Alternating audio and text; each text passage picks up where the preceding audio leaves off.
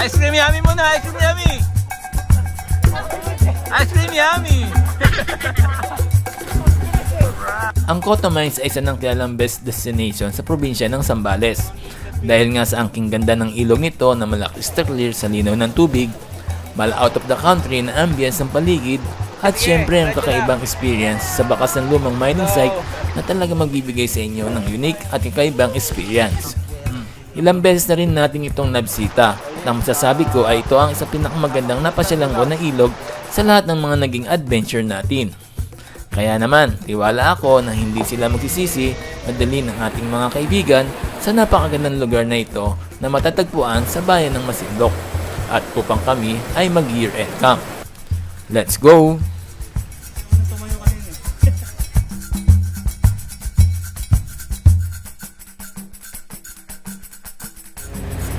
Dahil sa'yo, possible yung mga ganitong bagay. Dahil sa favor mo, Panginoon. Lord, ingatan mo lang God ang bawat isa.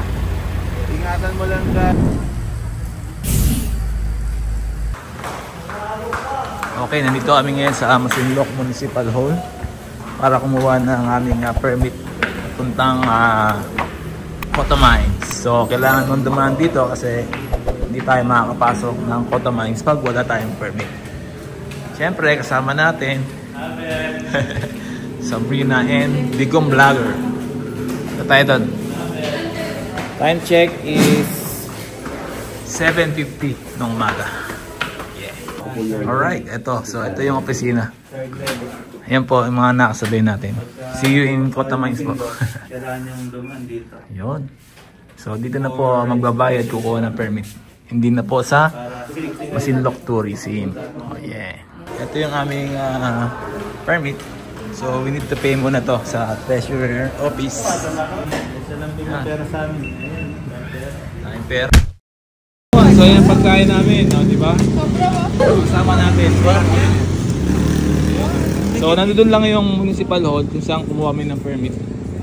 And then, ayan, walking distance lang ay meron ng kainan dito. Ayan. Yummy, yummy. Rito, libre lang dito mga kapuso. Basta magbabayad ka lang. You're so rude. Alright, kain tayo. Hey, Jason.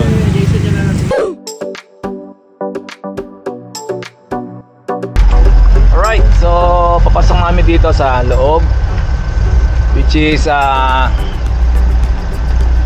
kilometers from sa kanto.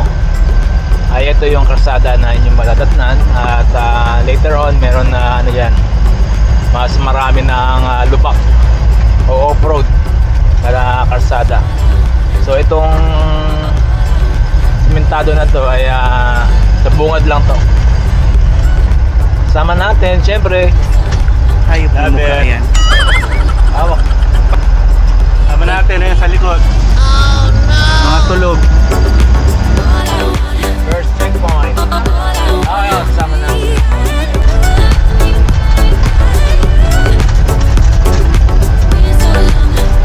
At syempre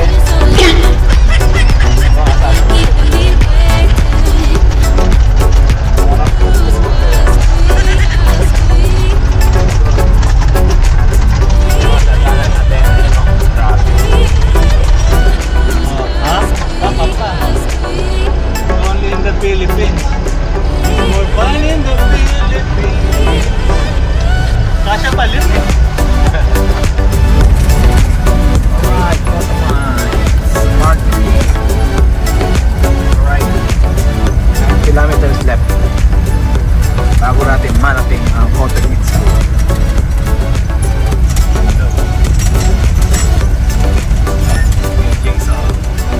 Siyempre, kasama natin.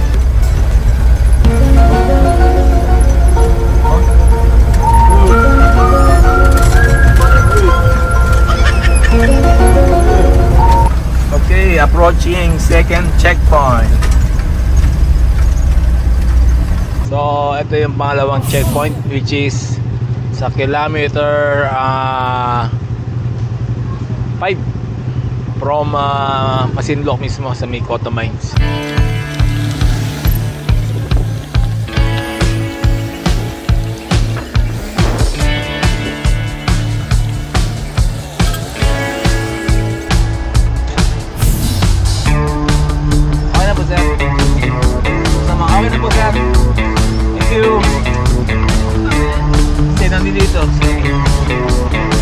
Alright, mga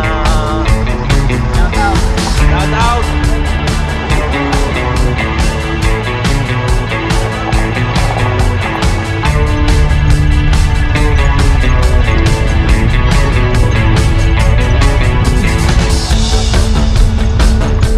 Yan sila nagmimina. Yan o. So ganyan po ka rough road yung daan na ito.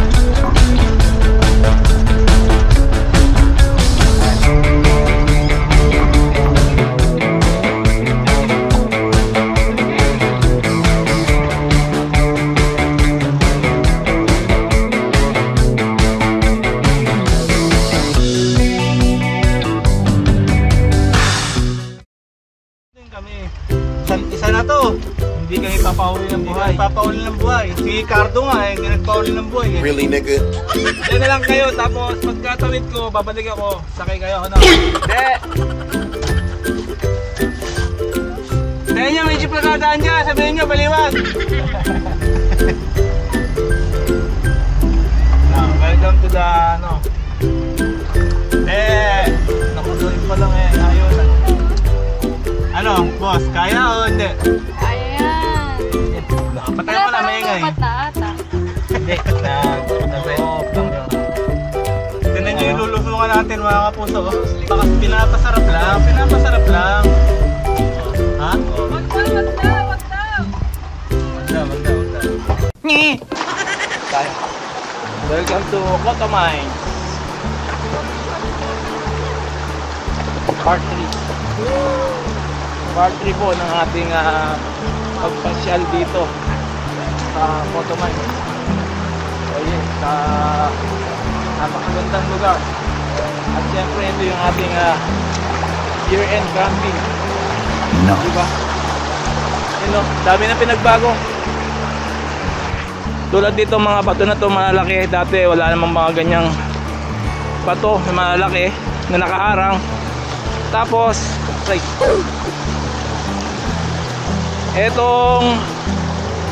etong ano, daanan ng mga 4x4 ay medyo naging pino na yung daan. Kaya mas madali na para sa mga 4x4 vehicles na tumawid. Ayan o, diba? At syempre meron na din bagong CR kung saan mas malinis, mas maganda. Alright, so subukan natin doon humanap ng place na ating pagkakampingan. Nakakasama natin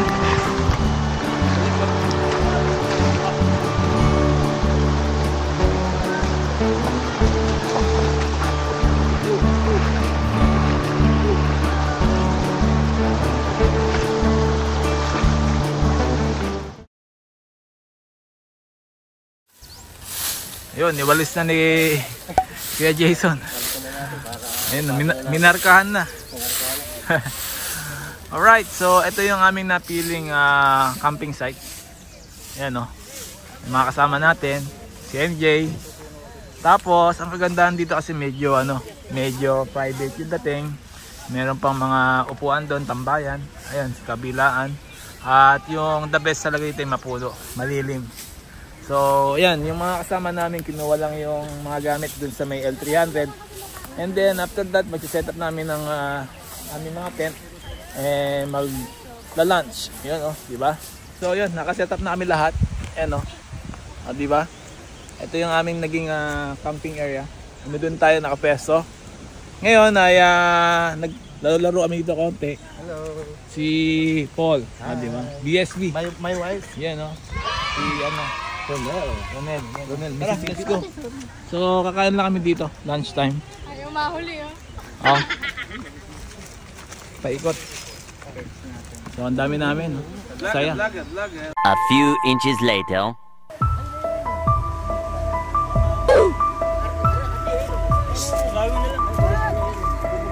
Nasaan ba?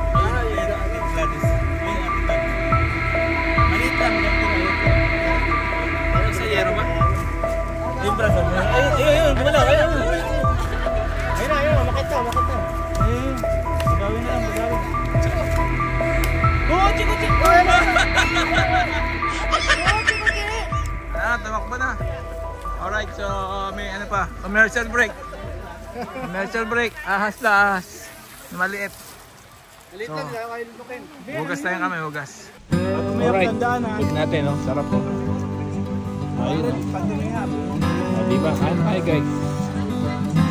Nalit.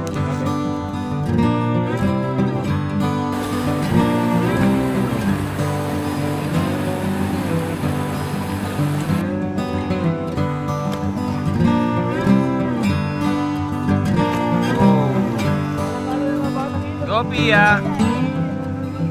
Yeah! Wow!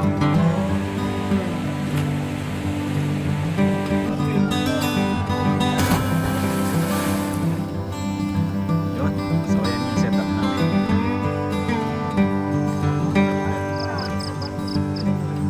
Dinner time with our three family here in Cotomines.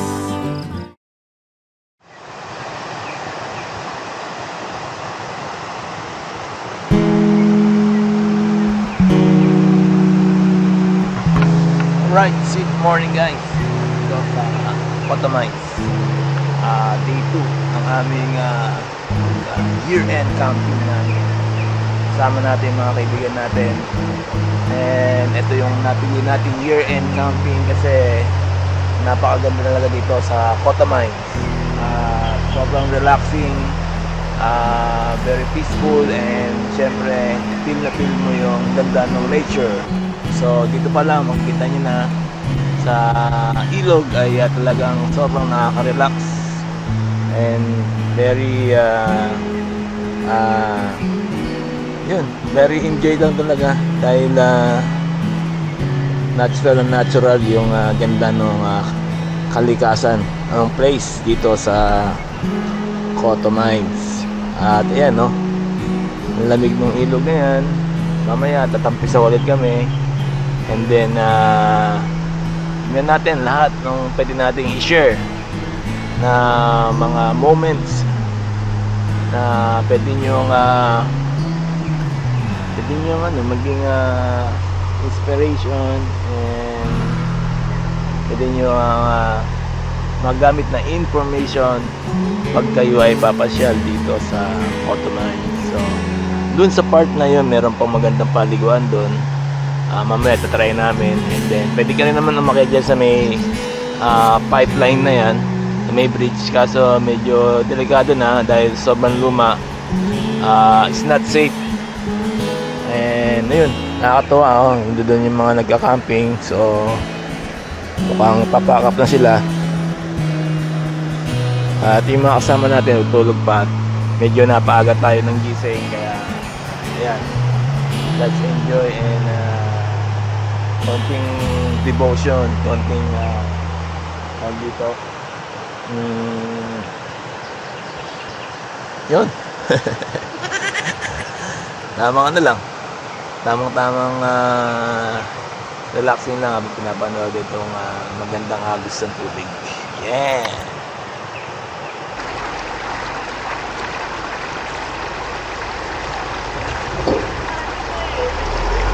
Sige, diretso lang. Hello.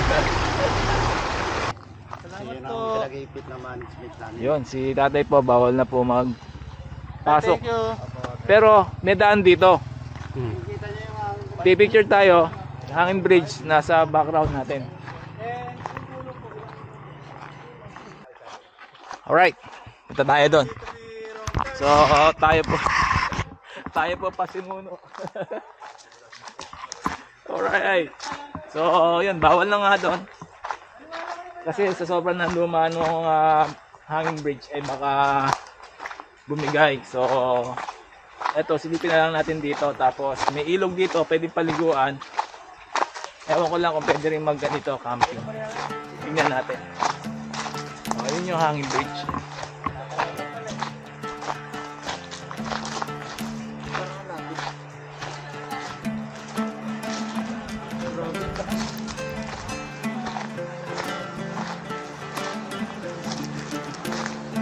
Babayin natin. Oo, yun, no? Sarap maligo dyan. Babaw din eh. Babaw hindi, merong part na malalim din. Oo.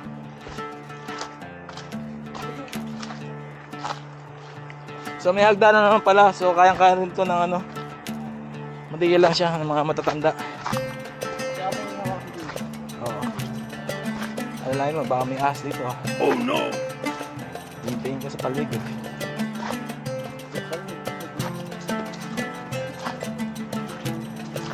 Right, ayun no. Hangin bridge. Po sila. Askalali! Yun. Oh, ganda rito oh. Wow. Woo. Ayos, ayos. Hangin bridge eh, sa taas oh. Oh, shoutout po kay JP.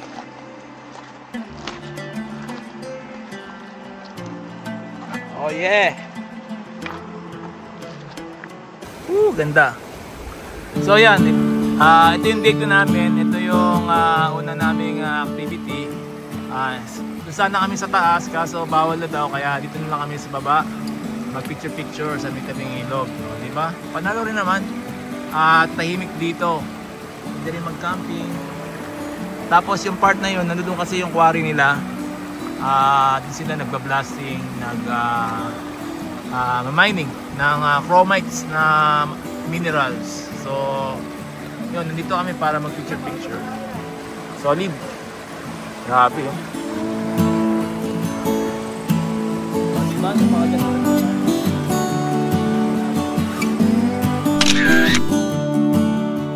Pa-play na. Alright, the Pabig's sister is going to jump on the top of diving board. Yun!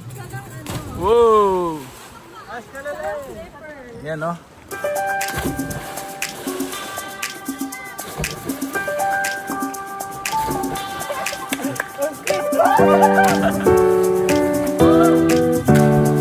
Oh, ikaw!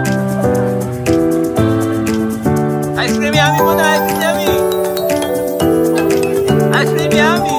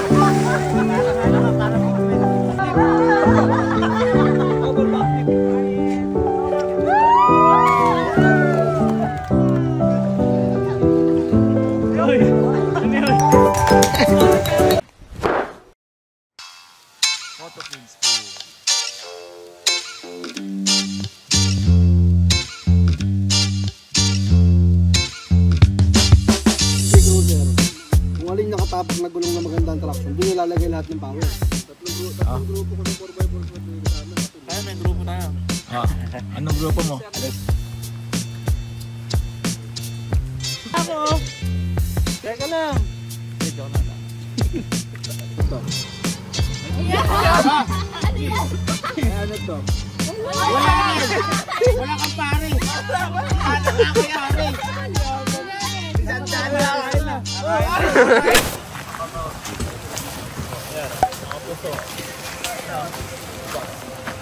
Siyempre, tayo nag-iiwan ng kalat. kailangan natin maging responsible campers.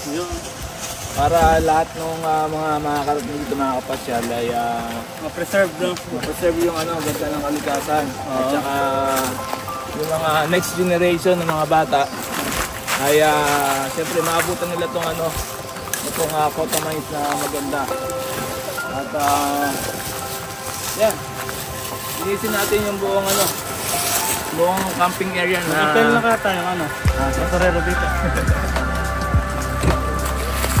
Kailangan lang natin maglinis. Diba? Because the next generation will Come the next. So tayo? Clean as.